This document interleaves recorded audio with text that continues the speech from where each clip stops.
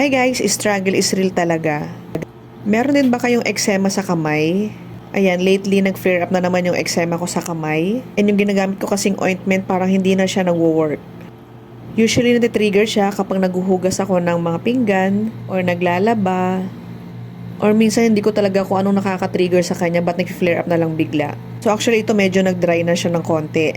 Pero ang hassle kasi hindi ka makakilos ng maayos. So bilang mami na may eczema, hindi ka makapaghugas ng pinggan at hindi ka rin makapaglaba. Kasi sobrang katinga talaga lalo na kapag nabababad siya sa tubig.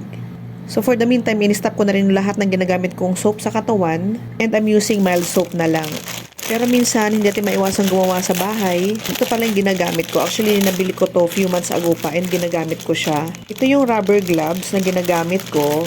Pag syempre di mo maiwasang makapaghugas ka ng pinggan or kailangan mo maglaba kahit ilang piraso. Ayan, it's made of latex.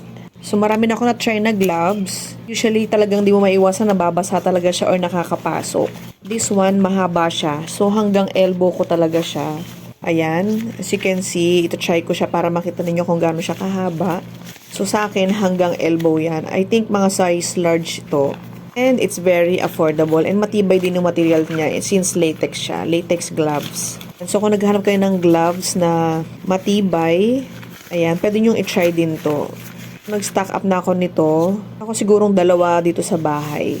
You can see, ganyan siya, 'di ba? Ang cute niya. Meron tong dalawang colors ata, I think pink and this one blue. Malaking tulong talaga siya sa akin, lalo na para maiwasan ko hindi mabasa yung eczema ko sa kamay. And I think meron din siyang ibang sizes ata. May medium din ata siya and large. Ayan, ganyan yung packaging niya. Naghanap din kayo ng magandang gloves na pwede nyong gamitin for everyday use. Ayan, ayan, size large yung sa akin. Na lang dyan sa yellow basket.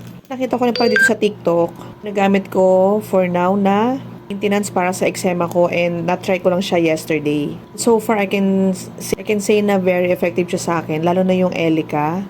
Parang nag-dry talaga siya agad yung eczema ko. Time to time, ginagamit ko yung Sensi Daily moisturizer. Ilang guys, follow niyo na rin pala yung Facebook page namin. Ayan, The Goods Fam. And thank you for watching my videos. Until the next one, don't forget to follow and share. And thank you for watching. Bye!